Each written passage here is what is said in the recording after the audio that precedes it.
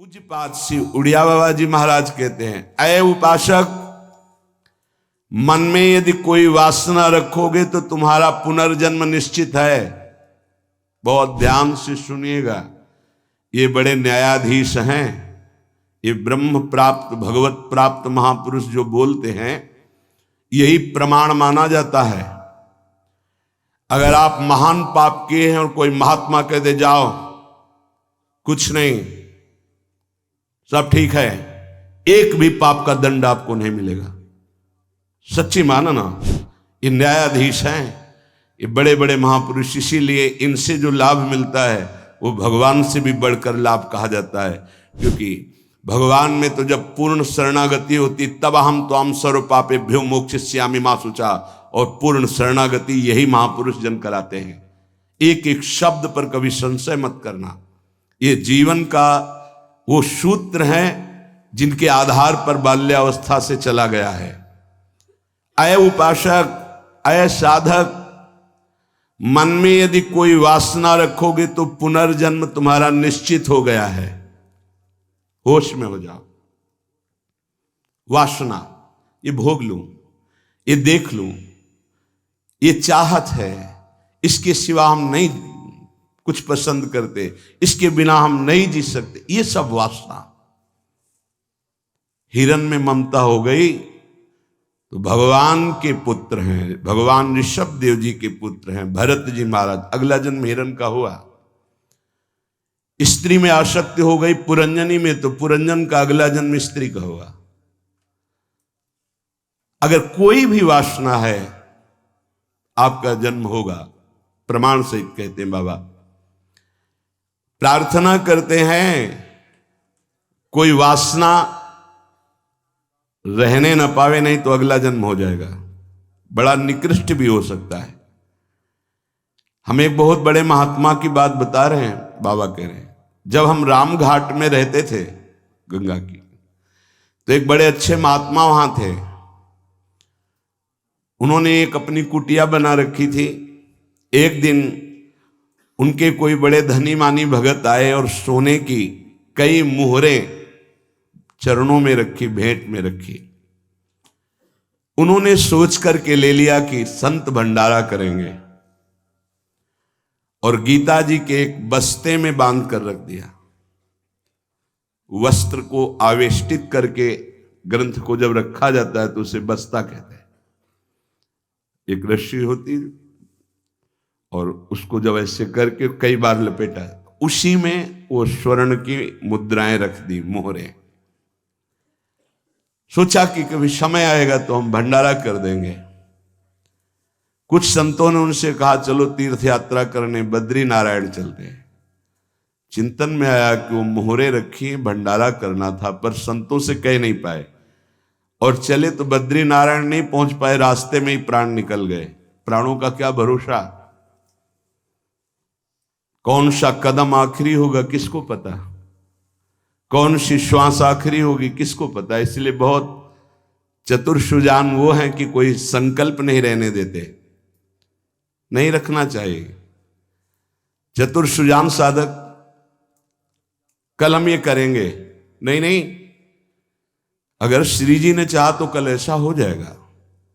शब्दों में बंधना, शब्दों में ही मुक्त होना, संकल्प में ही बंधना और संकल्प से ही मुक्त हो जाना, दोनों बातें हैं।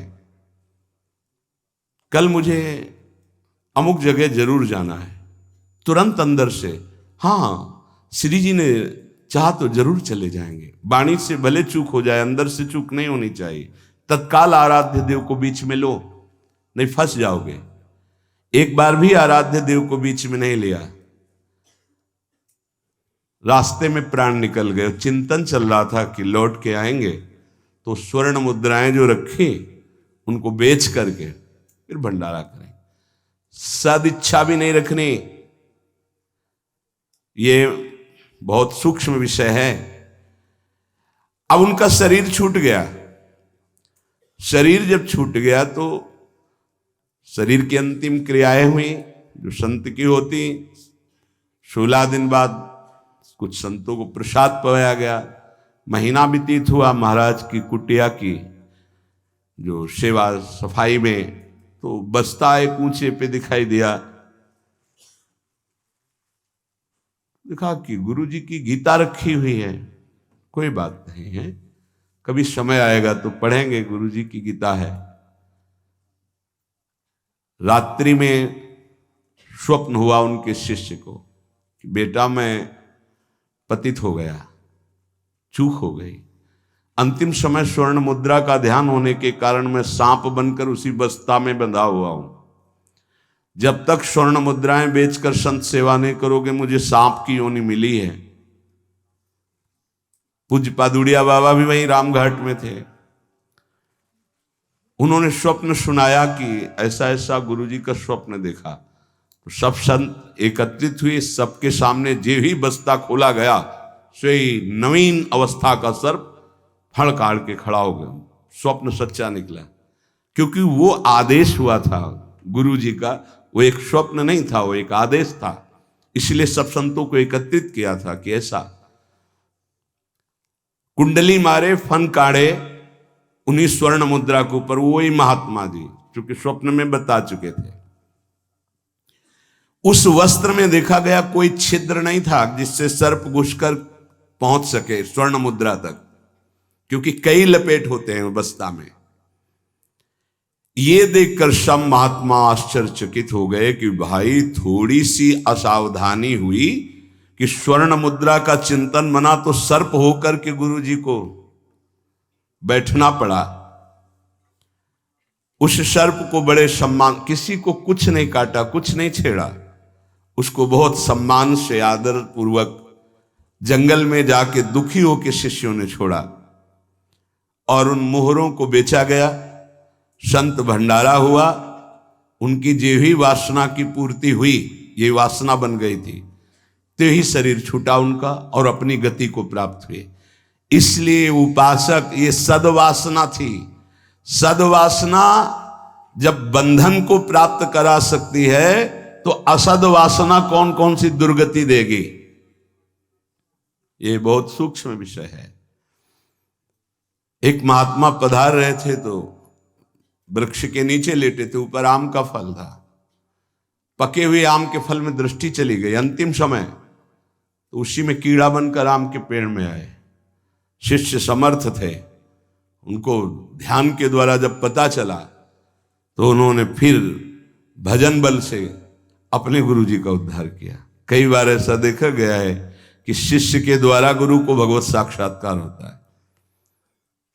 सुतीक्ष्ण जी को पहले से ठाकुर जी का साक्षात्कार हुआ, साथ लेकर फिर अपने गुरु जी के पास साक्षात्कार करवाने प्रभु को गए।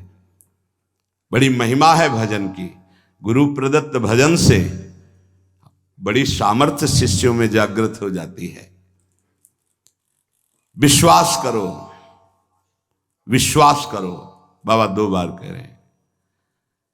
जो कह रहे हैं उस पर विश्वास करो। कोई वासना मत रहने दो, ढूंढ ढूंढ करके वासना को नष्ट कर दो। तुमसे ना नष्ट होती हो तो गुरुजनों के सामने रख दो, प्रभु के सामने रख दो। प्रभु इस वासना को नष्ट कर दो।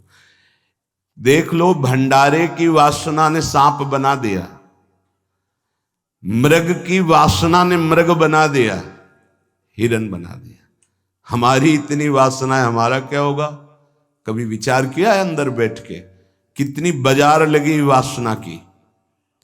ये सब वासनाएं कट जाएंगी यदि एक सूत्र रख लो, श्री जी की इच्छा। ऐसा करेंगे, हाँ, श्री जी की इच्छा से, अंदर से ऐसा, हाँ, प्रियाजू की जैसी इच्छा। वो तुम्हें बांध ही नहीं पाएगी कोई वासना, क्योंकि प्रियाजू प्रधान हो गई है। उपासक प्रभु को भूल जाता है।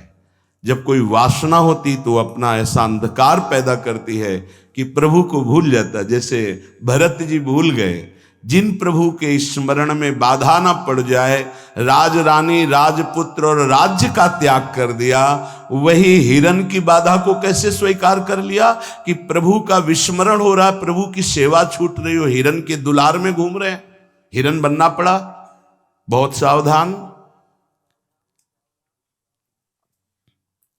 अगर हम सब सावधानी पूर्वक उपासना करें तो इसी जन्म में हम जीवन मुक्त हो जाएं। गुरुदेव, इष्ट, इष्ट का मंत्र और माला, ये साधना की 4 विशिष्ट पद हैं। गुरुदेव, इष्ट देव, इष्ट मंत्र और जिससे माला, जिससे मंत्र जपते हैं, इनमें एक भी नहीं बदलना चाहिए, बहुत जल्दी सिद्ध हो जाएगा। माला ऐसे नहीं कि गंदी हो गई फेंक दी, दूसरी नई माला ले ली, टूट गई वैसे, या माला की थैली, दोनों। एक उपासक के पास फटी हुई बहुत मलिन थैली थी, हमने कहा बदल दो ना, नहीं गुरु प्रदत्त है, ये आजीवन चलेगी ऐसे, बहुत जल से धो देंगे, यमुना जी में धो देंगे, बदल तो नहीं सकते, आजीवन के लिए। अच्छा लगा, ठीक है, गुरु प्रदत्त है, इसे बदल नहीं सकते। माला झोली, यहां रोज नई चमकती हुई, देखो ध्यान दीजिए, गुरु, इष्ट, इष्ट मंत्र और माला, ये चारों बहुत जल्दी परिपक्व अवस्था प्रदान करती है। इनमें से एक भी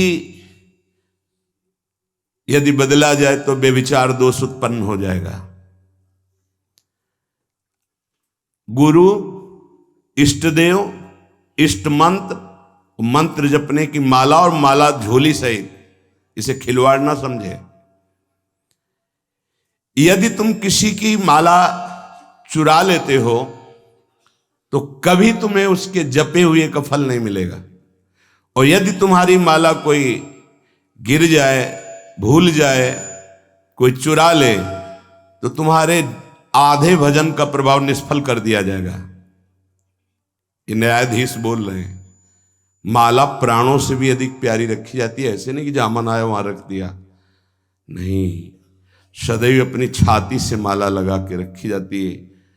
अगर कोई बात करनी, कोई सेवा करनी, तो माला को यहां ऐसे रख लिया, गले में डाल लिया कि नहीं से। अब कुछ लोग ऐसे नहीं रखी जाती, अगर माला रखना भी है तो उसके नीचे आसन होना चाहिए, उससे मंत्र जपते, खिलवाड़ नहीं। यदि चोरी चली गई तो भी आपका आधा भजन निष्फल हो जाएगा, और चुराने वाले को कभी भी जितना जप करेगा उसका फल नहीं मिलेगा। किसी की माला से जप नहीं करना चाहिए। मिली हुई माला को जहां मिले वहां सम्मान से टांग दो, कभी लौटेगा वो तो ले लेगा। कभी माला पड़ी हुई उठाना नहीं चाहिए, लेना नहीं चाहिए, उससे कुछ लाभ आपको मिलेगा नहीं। अगर यहां माला पड़ी है तो यही टांग दो, जिसकी माला है अगर वो वापस आएगा तो वहां मिल जाएगी उसको। कभी आप किसी की माला से जप न करें। जो किसी की माला चुरा लेता है उसकी कभी आध्यात्मिक उन्नति उससे नहीं हो सकती। माला, झोली, इष्ट मंत्र, गुरुदेव और इष्ट देव आजीवन एक ही रखे, बदलाव न करे। यावत जीवन इन चारों को एक रखे, गुरुदेव, इष्ट देव, इष्ट मंत्र, इष्ट माला, उपासक बहुत जल्दी परिपक्व अवस्था को प्राप्त हो जाएगा। ये बातें बड़ी गूढ़ हैं, ये आध्यात्मिक सत्संग, इसलिए आपको ये सुनने को मिल रही। कर्म 4 प्रकार के होते हैं। एक कर्म जिनसे यहां भी सुख मिले और परलोक में सुख मिले, जैसे हम यहां किसी भूखे को भोजन पवा देते हैं तो हमारी संपत्ति भी बढ़ेगी और परलोक में इसके पुण्य का बड़ा लाभ प्राप्त होगा। या हम ऐसी कुछ अपने धन से व्यवस्था करते हैं जिससे भजन करने वाले संतों को सुख मिले, जो सतमार्ग में चल रहे हैं उनकी वास की व्यवस्था, वस्त्र की व्यवस्था, भोजन की व्यवस्था, यहां भी तुम्हारे ऐश्वर्य बढ़ेगा और परलोक में भी भगवत कृपा प्राप्त होगी। औषधालय खोल देना, प्याऊ खोल देना, ऐसी व्यवस्था कर देना, जिनकी व्यवस्थाएं नहीं हैं उनको वस्त्र है, भोजन है, औषधि है, इस तरह की, तो यहां भी सुख और परलोक में भी सुख। पर ध्यान रहे, पोस्टर बैनर नहीं होना चाहिए। अगर आपने कहीं छपवा दिया या अपनी जबान से कह दिया तो उसका प्रभाव क्षीण हो जाता है। ये लोग समझते नहीं। आपने वृंदावन आए, 100 संतों को भोजन पवाया, इसके बाद पूरे गांव में 4-4 जगह बैठ के कि वृंदावन गए थे, 100-2 संतों को ऐसा पवाया, संत भी कह रहे थे कि वाह भाई, और 100-100 रुपया भेंट दी। वो बड़ाई जो आप झोंक रहे हो ना, सब खाली हो रहे हो आप। चुप। ये लोग कुछ ऐसे देहाभिमानी होते हैं कि एक पंखा भी टंगवाएंगे ना तो पंखा की हर पंखुड़ी में जिला अमुक, बाबा का नाम, दादी का नाम, और ये नाम और वो नाम, अपना नाम, पूरा पता, फोन नंबर सहित पंखा में ऐसे देखे गए। कुछ भी करना है ये सब। तुम्हें अपने नाम की चिंता है या संतों की सेवा की चिंता हुई? तो ये ध्यान रखो, जिनमें यहां भी सुख मिले और परलोक में सुख मिले उसे सत्कर्म कहते हैं। सत्कर्म गुप्त होना चाहिए, पर अभिमान गुप्त होने नहीं देगा, पक्का। वो चाहे दीवाल से कहेगा जरूर। ये अंदर देख लेना, फूलन आएगी, कहना कुछ तो ऐसा कि बाद में संत पाएंगे, पहले ही परिक्रमा मार्ग में बोर्ड लग जाता है, आज यहाँ 100 संत सेवा और अमुक जिले के अमुक अमुक अमुक ऐसे। तब ये लगता है कि कैसे तुम नादान बच्चे हो, तुम्हें इतना बड़ा सौभाग्य सुकृत का मिला था, इतना महान सत्कर्म, और तुमने सब मिटिया मेट कर दिया। और उनको लगता है कि सत्कर्म का फल यही है। 100 रुपया के अगर फूल डालने हैं तो फिर 100 लोगों को तो पता चलना चाहिए कि वीडियो में कि हम ही फूल डाल रहे थे। बड़ा हम का खेल चालू है। ये कर्म तभी परलोक में आपको मिलेगा जब यहां आप गुप्त रखें। देखा है आपने गुप्त कैसे कमाई की जाती। बहुत बड़ी यज्ञ की थी, मैदा फैक्ट्री के मालिक थे। जब वो आते थे कानपुर में गुरु आश्रम में संत दर्शन के लिए, तो 20 गाड़ियां उनके साथ होती थी। आधा किलोमीटर पहले ही रुक करके नंगे पैर पैदल आते थे। जब वो यज्ञ करवाए तो एक हाथ में झाड़ू सोहनी और एक में डलिया, और जो ऐसे खा पी के दोना पत्तल फेंक देते वो उठाते। कहीं कोई पोस्टर नहीं, कहीं और इतनी दिव्य सब खान पान सामग्री सब ऐसी। और वो केवल चेक करते थे अपने कार्यकर्ताओं का, झाड़ू लिए हुई है वो लिए। कोई जैसे पूछता यज्ञ कौन करवा रहा, तो बोले हमको तो यहाँ दोना पत्तल फेंकने की सेवा मिली, हमें तो पता नहीं। कोई जान नहीं पाया कौन करवा रहा है। अपने लोग इसलिए जानते थे कि प्रेरणा से हो रही थी। ऐसे सत्कर्म की कोई जान ही नहीं पाया कि किसने करवाई यज्ञ। और इतना बड़ा खान पान, कानपुर महानगर जहां लाखों लोग खाते पीते, उनके पास कोई कमी नहीं, कहीं भी कोई अभिमान का लेश मात्र नहीं। दूसरा मतलब पहला है जो इस लोक और परलोक दोनों में सुख प्रदान करे, वो ऐसे धार्मिक सत्कर्म। दैन्यता की मूर्ति, साधुता अपने आप आ जाएगी जब आप ऐसा समर्पण करेंगे। कितने ऐसे, एक नहीं कितने ऐसे जिनको ये है ही नहीं कि हमारी जानकारी कोई कि हम कुछ सेवा करते हैं। अहम को पुष्टता चाहिए। इस लोक परलोक में यदि अपने कर्म का जो सुकृत है तो भगवान से प्रार्थना करो कि कोई न जान पावे, ऐसा कार्य करो, तो वो आपको इस लोक और परलोक दोनों में उन्नति प्रदान करेगा। दूसरा, जिनमें यहां भी दुख और परलोक में भी दुख। पहला यहां भी सुख और परलोक में सुख। दूसरा है यहां भी दुख और परलोक में दुख।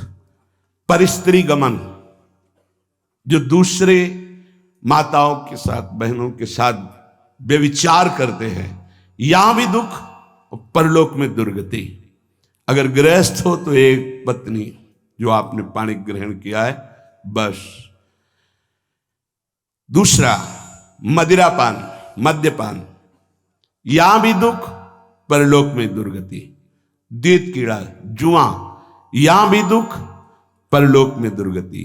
हिंसा, मांस खाना, यहां भी दुर्गति और परलोक में भी दुर्गति। देख लेना, खूब मांस खा लो, फिर तुम्हारा मांस जब अंतिम समय सड़ेगा ना और तुम्हारी जब दुर्गति होगी तब तुम्हें पता चलेगा।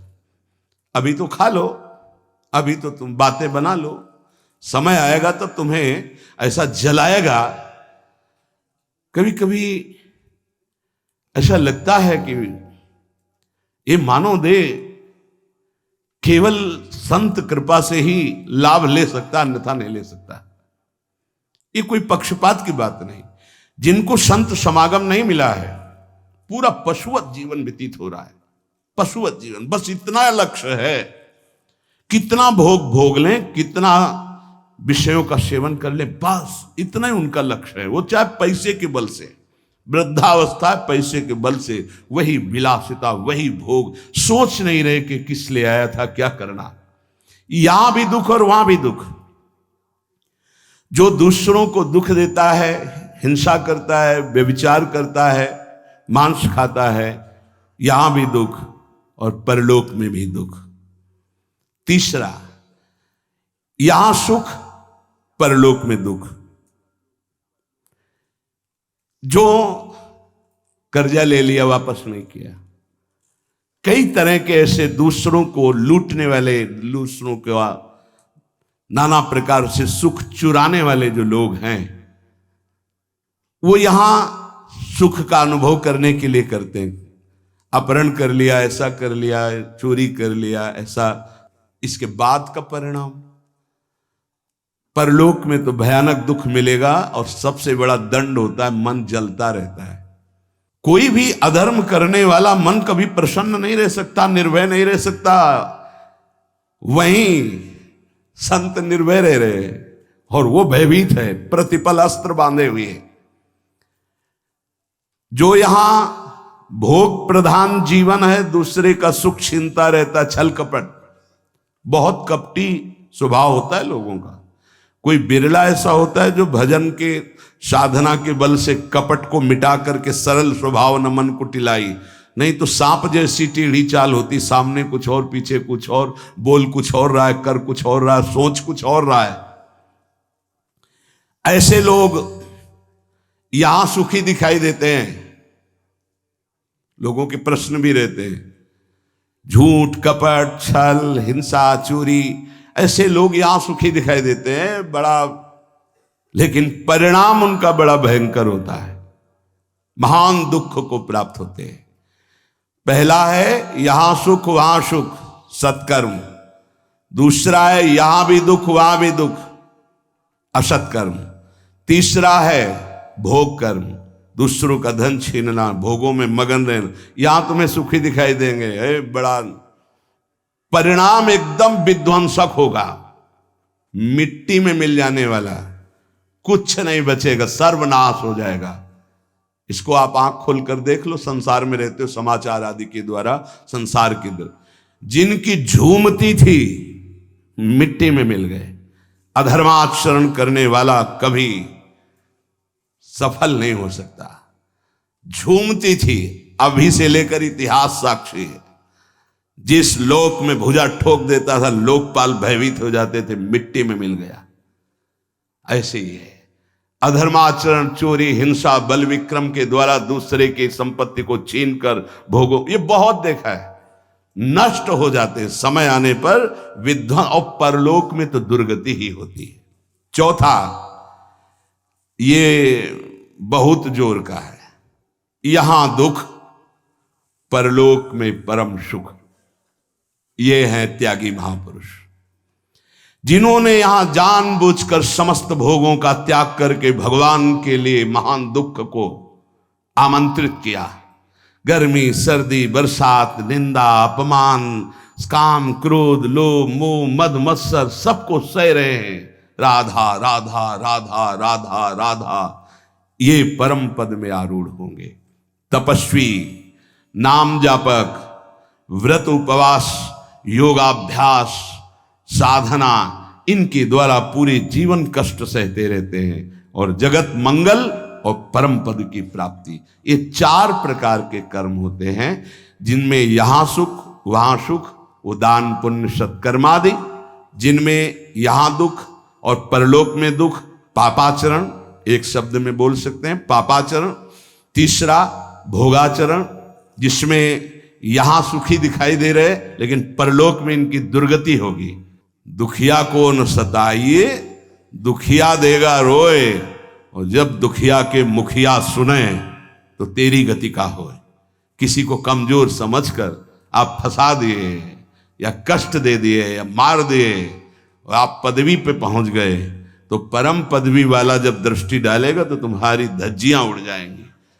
ये बहुत होश में, जो शब्द दूसरे के हृदय में चोट पहुंचाकर परम पद में पहुंचा दे, वही साधु के शब्द होते हैं। उठो, जागो, भूल मत करो।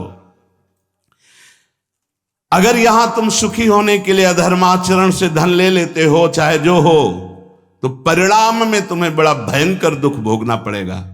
इसलिए हम प्रार्थना करते हैं, अंदर की हालत को मजबूत करना है तो दुखियों को मत सताना, निर्दोषों को दंड मत देना, पैसे के लिए किसी को गलत मत फंसाना। नहीं, चाहे जितना बड़ा अधिकार आपको मिला हो, वो अधिकार भी एक समय का है, इसके बाद नहीं। फिर तुम्हें जो कर्म का दंड मिलेगा वो भोगना पड़ेगा। त्रिभुवनपति अधिकार प्राप्त है महाराज नहुस को, भूल गए अपने कर्तव्य को और पदाभिमान में गलत आचरण में कदम रख दिया तो अजगर की योनि प्राप्त हुई। भ्रष्ट हो गए देवराज इंद्र पद से। कोई भी पद अगर आप गलत आचरण करोगे तो समय पर जब दंड देगा, पद भी छिन जाएगा, सुख भी छिन जाएगा, परिणाम महान हानिकारक दुख कारक होगा।